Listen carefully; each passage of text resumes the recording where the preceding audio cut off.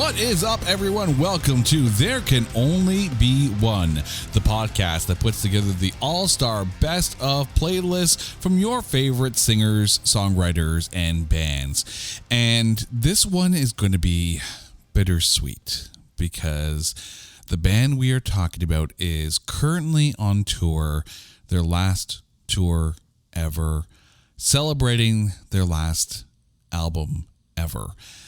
Tears may be spilled during this episode because we're talking about one of my personal favorite bands of all time, Candlebox. And here to join me down this road, my lovely wife, Carrie. Carrie, how are you doing today? I'm doing well, but I'm sad for you. I know, this is going to be a tough one here. But the happy note that you did get to see them on this tour. Okay, so a little inside baseball on this one here. We had actually recorded an episode for Candlebox before, and we had it all ready to go to release on like the Wednesday before we were going to go see them live in Grand Rapids. And then Kevin Martin dropped the news that new Candlebox album coming out in August, and we're like, we're going to have to re-record. We're going to have to re-record. And I put a poll out on Twitter when it was called Twitter and said, okay, what do? Do we release the episode and, do a special afterwards with the last album? Or do we just wait till the last album is out and then we'll re-record? And the public spoke. They said re-record. Coincidentally, Kevin Martin actually liked that tweet, so I'm just going to assume that Kevin Martin wanted us to re-record. So fantastic. There we go. Kevin Martin dictates, and we are going to do it. Here is what we are going to do. We are about to go through 8 studio albums from Candlebox's discography. We are not going to be covering any live albums or best of compilations. We are only going to be covering their studio albums. That being said, too, we're also going to be skipping their demo cassette that they had put out because a lot of those songs appeared on the debut album, except for a song called Pull Away, and you can hear that one on Spotify. We're also not going to cover the Airhead soundtrack or any other songs that were on soundtracks unless they were on the studio albums. Now, Michael Myers over on Instagram, I'm hoping it's not the guy from Halloween, chimed in with his picks as well. So we're going to be shouting him out throughout the show as well. Thank you so much. And by the way, if you want to get involved, you can follow us over on X at OnlyOneCast or on any other social media platform at NotThatBadCast. When we put out these episodes, let us know the songs that you would pick. And we're going to start this one with July 20th, 1993, and the release of their self-titled debut album. It's the first successful act on Madonna's label Maverick Records. The band at this point is Kevin Martin on vocals, Peter Klett on lead guitar, Barty Martin on bass, and Scott Mercado on drums. The album is 4 times platinum in the US and gold in Canada, and peaked at number 7 in the US. There were 4 singles off of this one. You, Far Behind, and Cover Me all hit the top 10 on the mainstream rock charts. The band won the Metal Edge 1994 Reader's Choice Award for Best New Band. Michael Myers picked You off of this album, and the Totally 80s 90s Recall podcast chose Far Behind.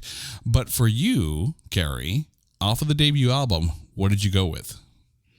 As much as I really need to give a shout out to He Calls Home, I'm going to have to agree and go with You. I pick You every time, Jay. And also picked You, the song, off of this album. And coincidentally, I choose You as well, right?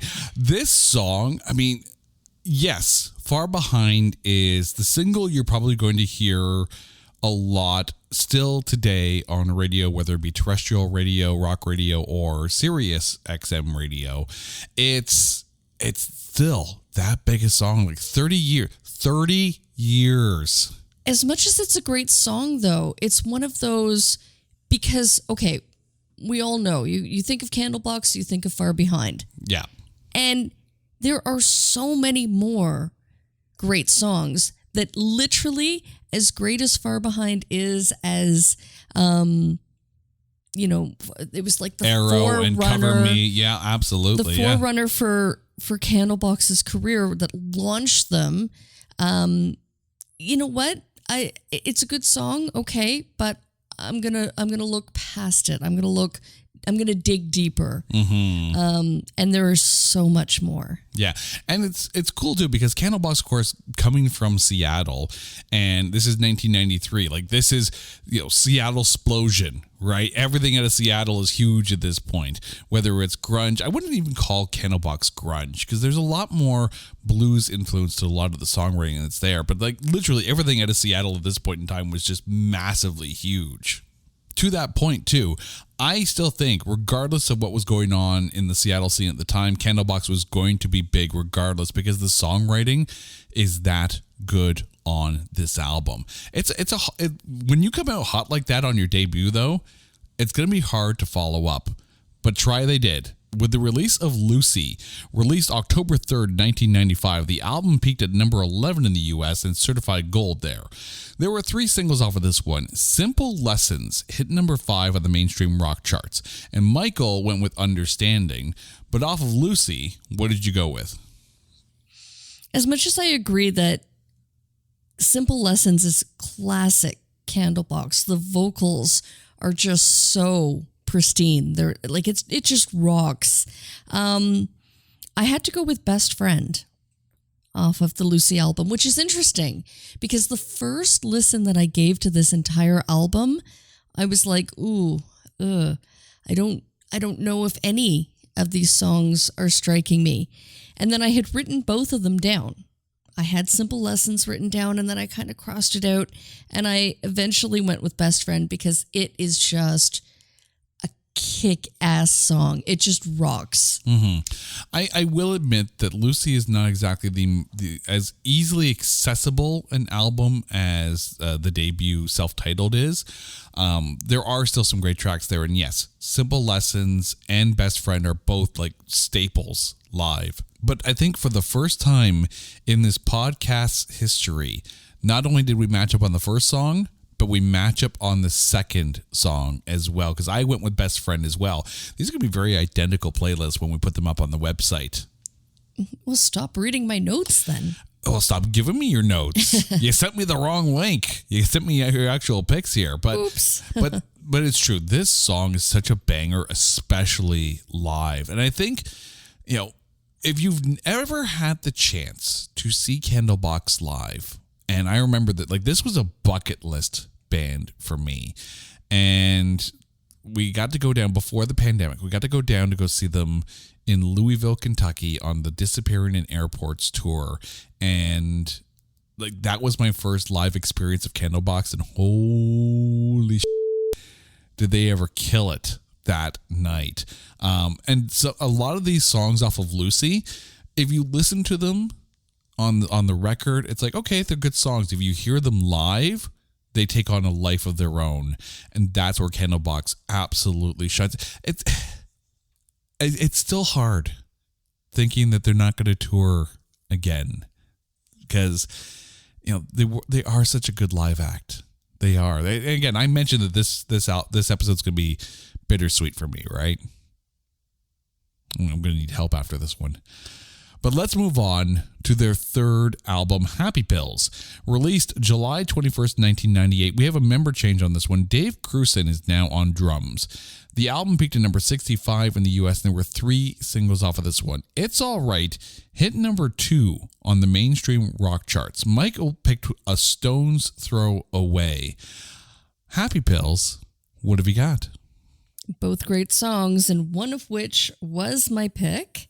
I went with It's All Right, which is funny because upon first listen, I thought it was such a beautiful song. And then I read the lyrics and I'm like, ooh, maybe, not. But it's all right. It's all right. Yeah. Kevin Martin has a way of making sad lyrics sound really, really, really good. Yeah. Right? I had It's All Right written down as a potential, but I actually ended up going with the song Sometimes. Again, I recognize that they're not going to be touring after this tour. I do. But if there's ever an opportunity, and please, I'm just going to put this out there on the show and hopefully manifest this into reality. So, dear Kevin Martin, if you are listening to this episode,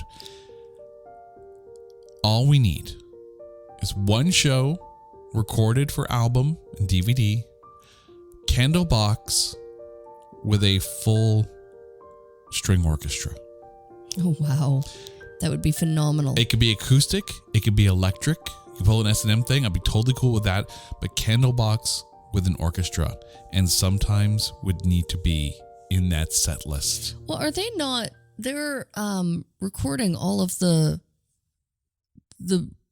retirement concerts and putting together. There is a potential documentary coming video. out. That's what Kevin Martin has come out and said, that they are looking at putting together a Candlebox documentary. But I would love to see like a full-on Candlebox with symphony orchestra concert. Like if that were ever to happen, guaranteed, I don't care how much the tickets are, and I don't care where in the world that show is, we're going to go. We're going to go. Mm-hmm. Like, no second guessing here. Like, we're going to go. I am curious, and I'm going to have to check this after, but what city does the final tour end? The Long Goodbye. Do you know if they're... Offhand, I don't know what their final show tour is. I know they are playing in Chile in October with Evanescence, and that would be a phenomenal show to go. Like that entire bill looks great, and they're currently on tour with Three Doors Down and doing a few shows here and there, like as their own solo show. But yeah, offhand, I don't know what their last city is, because you would tend to think that the last show, maybe we're recording this in good time, well enough time, right, for the us, band to manifest this, to make it so. I mean, I'd be fine too if you finish this tour, take some time, like get the songs ready for an orchestra, have it work. Again, like there are a few bands that could pull. There's some bands that could never pull this off, but I think with Candlebox's discography through the 30 years, there are enough songs in there that would just die. Like they would slay with an orchestra. It's like when Metallica did S&M, and also when Papa Roach came out at Rock on the Range with a marching band, a full marching band. Like, Alter Bridge has done it. Evanescence has done it. Like there are some great bands that have done. Godsmack didn't. Godsmack is not. No. They did a music video though. They did a music video with like an entire like city full of kids all playing musical instruments, but I think that was just like a one-off kind of thing, and it wasn't an actual full show like that. But if Candlebox ever does Candlebox with symphony orchestra, please. Oh, please do. Right? That would be amazing. I think I've said please enough at this point. You said please. Right. Make it so. We had to wait 10 years for their next album, Into the Sun, released July 22nd, 2008. There's a member change on this one. Scott Mercado back on drums now. Adam Curry is on bass, and Sean Hennessy is added as a rhythm guitar. So now it's a 5-piece. The album peaked at number 32 on the US charts and number 4 on the indie charts. There were 3 singles off of this one. The song Stand hit number 15 on the mainstream rock charts, and Michael went with Consider Us. But off of Into the Sun, what have you got? It's so funny because the songs that I pick are always the ones listed. I did go with Consider Us, and I just have one word written beside it, and it's whelp. It's like, it is just incredibly powerful. Another song that would benefit from a full symphony orchestra. It's lovely. Right? It's absolutely lovely. I had Consider Us written down with my contenders, along with Surrendering and Lover Come Back to Me. And to me, Into the Sun is the beginning of that 3-album run. Always there's that talk of that 3-album run. 3 albums back to back to back, and every song is all killer, no filler. Into the Sun is the start of that 3-album run for me, personally. But off of this album, I ended up going up with a song that you want to get the crowd rocking every single time. I went with Bitches Brewin'. This song is such a banger. Such a banger.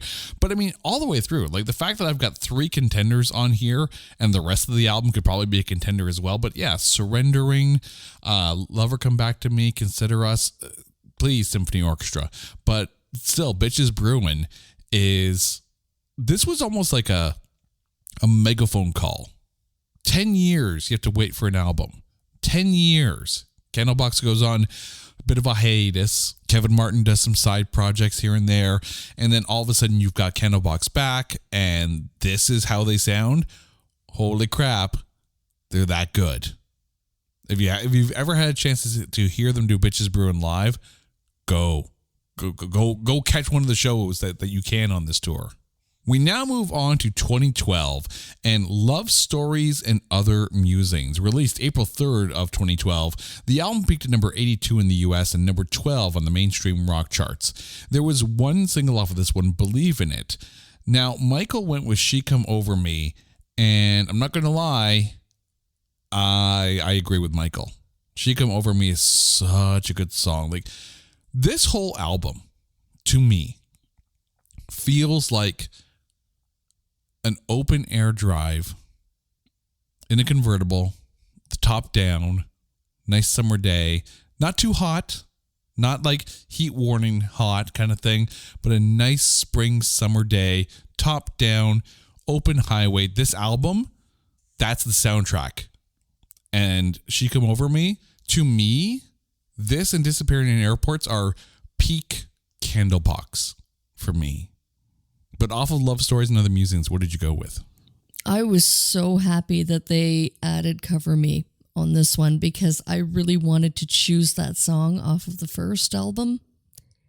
And this was my second chance. This is the re-record. So obviously it's not the same recording as 1993's version. But yeah, this is one of the It's still good. Oh, it's all Candlebox is good. Let's be honest, right? But you occasionally have these moments where a band will sign with a different label and then they'll re-record certain songs so then the label can have those versions of those songs for compilation albums. I know Queensryche did that. Well, sorry, Jeff Tate's version of Queensryche did that when they had their Frequency Unknown album. But yeah, no, this is such a good album. I had Turn Your Heart Around as a potential as well, but you really can't go wrong with anything off of this album. Nor can you go wrong with anything off the follow-up. 2016's Disappearing in Airports, released April 22nd of that year. We have another member change.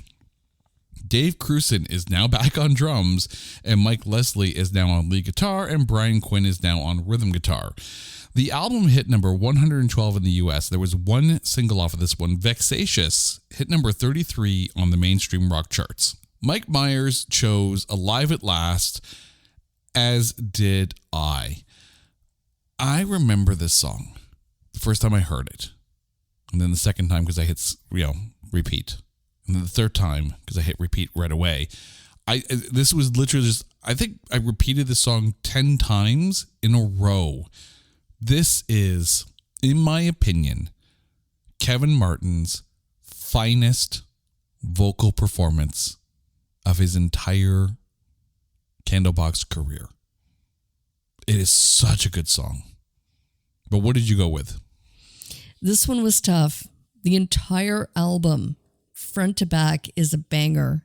I wrote down pretty much the entire track list with Stars Beside Vexatious, Spotlights, Crazy.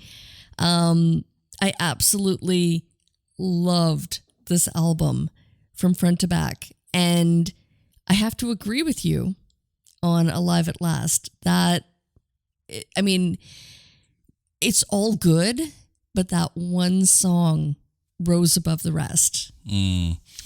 This is, you always have those moments where there's songs you wish you could hear live. And I remember I had this conversation with Brian Colburn over on the Metallica episode when he, had that hope of finally getting to see Blackened live. This, Alive at Last, And again, I recognize they're not touring anymore after this tour. And we've been to see our show on this tour. We got to see them. We got at one of their headlining shows. This is a song I wish I could have experienced live. I've seen video of it on YouTube, but of course we all know that YouTube cell phone videos never do a live show true justice from sound and whatnot. This is a song I wish I could have seen live. And that Disappearing in Airport show in Louisville, like, I know you really weren't, as Candlebox knowledgeable, I will say, before that show. It was my first show. Right? It was my first show too, but I mean, I knew the music, right? But it was, you walked out of that and you were like, damn. Mm-hmm. I'm so grateful we had the opportunity to actually meet Kevin Martin after that show, and just the opportunity to thank him for his music. Yeah. I mean, it's funny because we sat and we waited because, there's a few acts that, like high up there on the list, like just high up there. And he goes down as one of the nicest musicians we've ever met. Like right up there with Joey Belladonna. Mm-hmm. Right.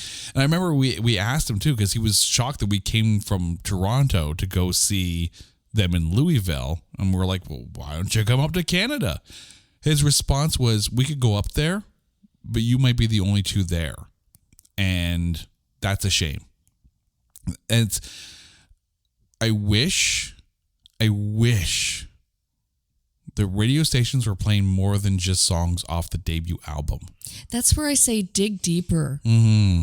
Like, sure, Far Behind is a great song, and I don't disagree with that, but we need more, right? If they were to play Crazy on the radio, if they were to play Vexatious. Or Spotlights, like Supernova. Yes. Oh my God.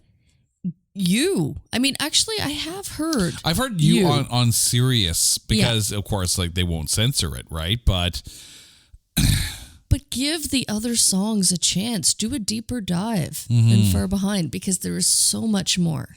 Yeah, no, it's unfortunate because a band of this songwriting caliber, personal opinion, and then this is coming from a Canadian radio perspective. It's probably different in the States. I'm sure they got a lot more airplay down there than they did up here. But there are bands that people are missing out on. Because there's more out there than Nickelback, friends.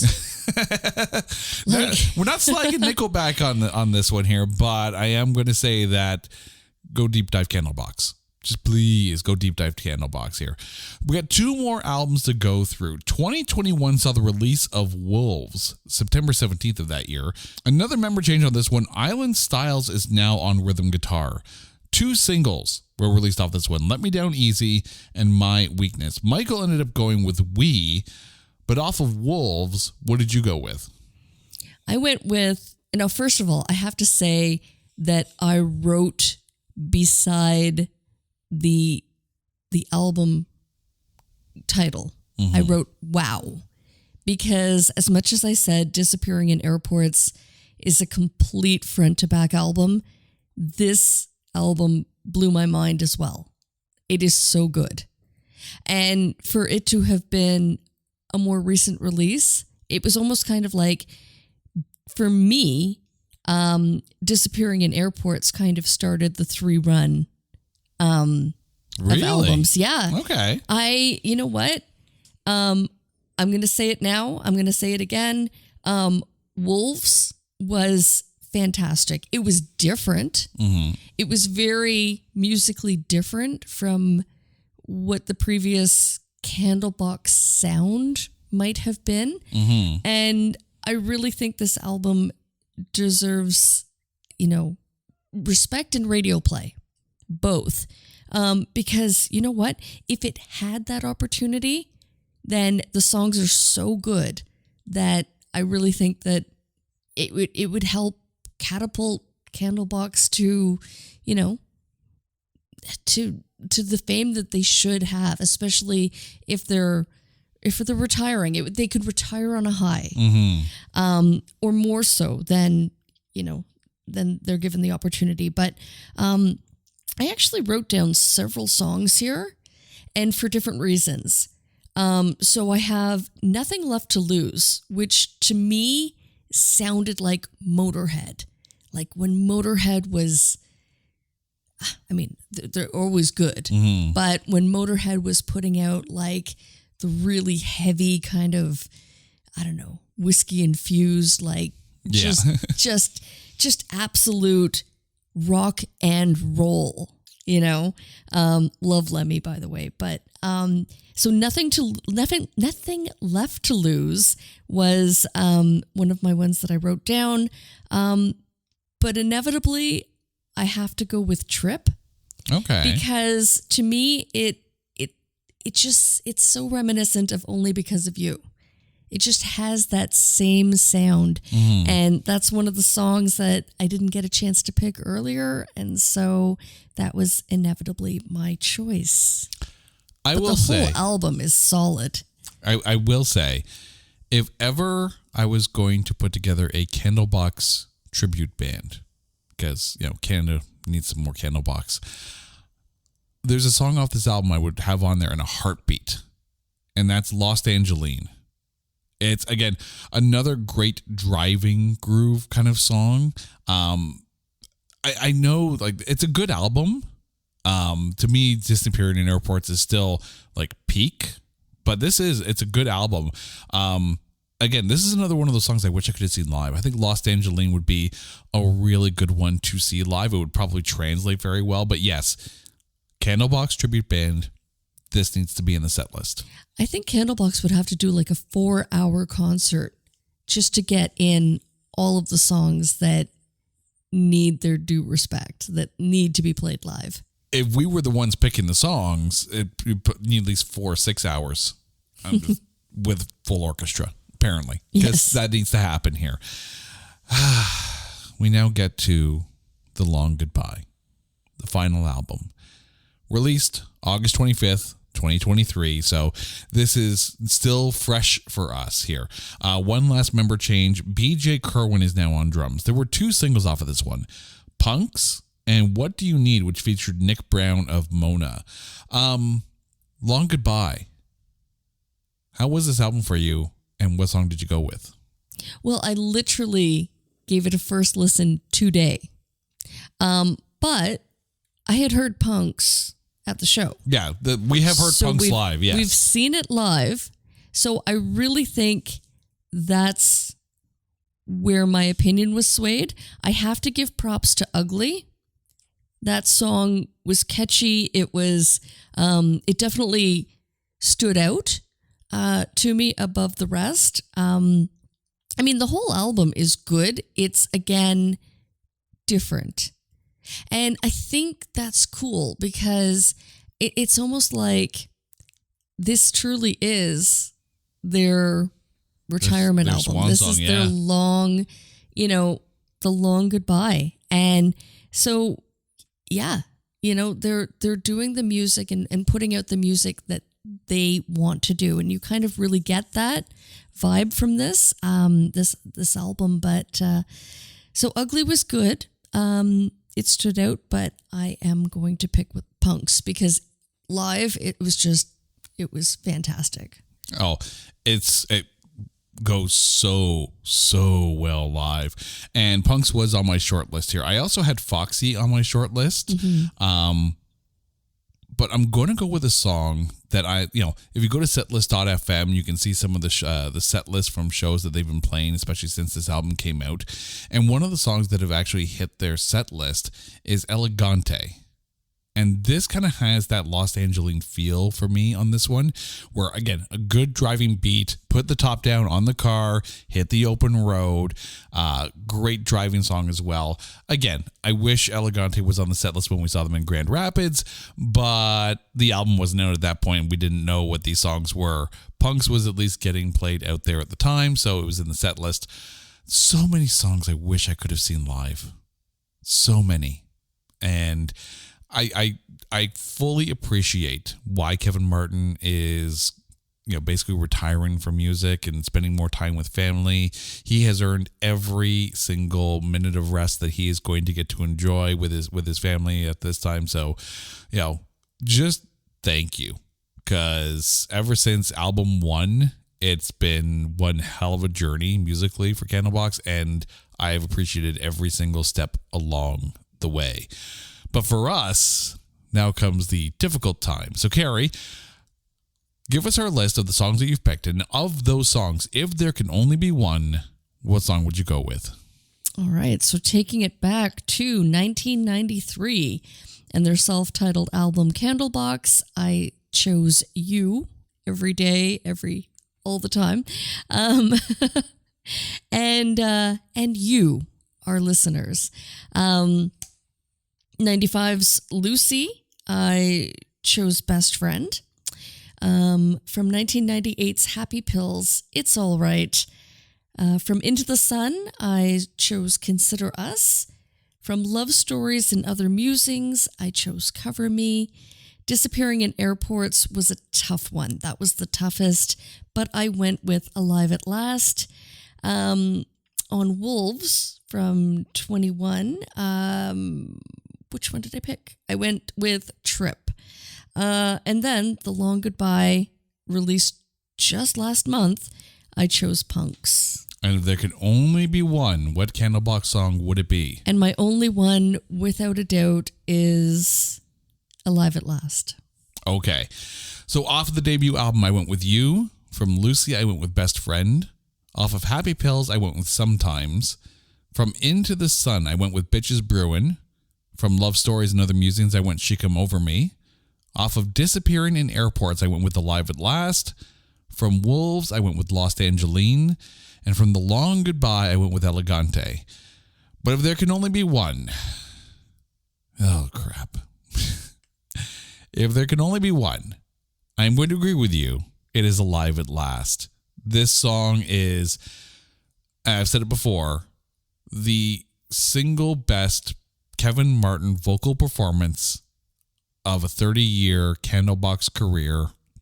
And that's not putting down everything else he's put out, but this song musically, vocally, power-wise, melody-wise, it hits every single note. And it hits you in the feels, too.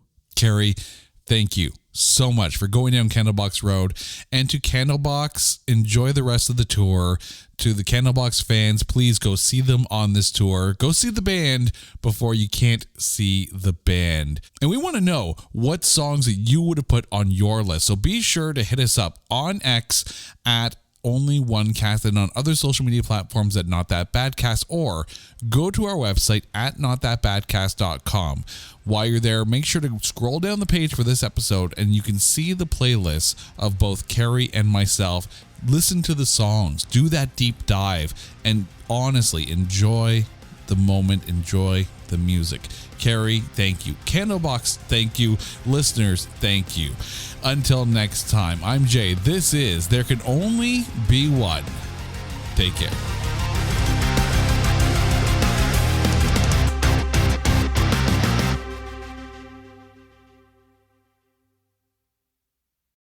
Hey folks, Stefan Shirazi and Renee Richardson here from the Metallica Report. And we are proud members of the Pantheon podcast family, where the best of music and podcasts unite. We've got something pretty cool for you.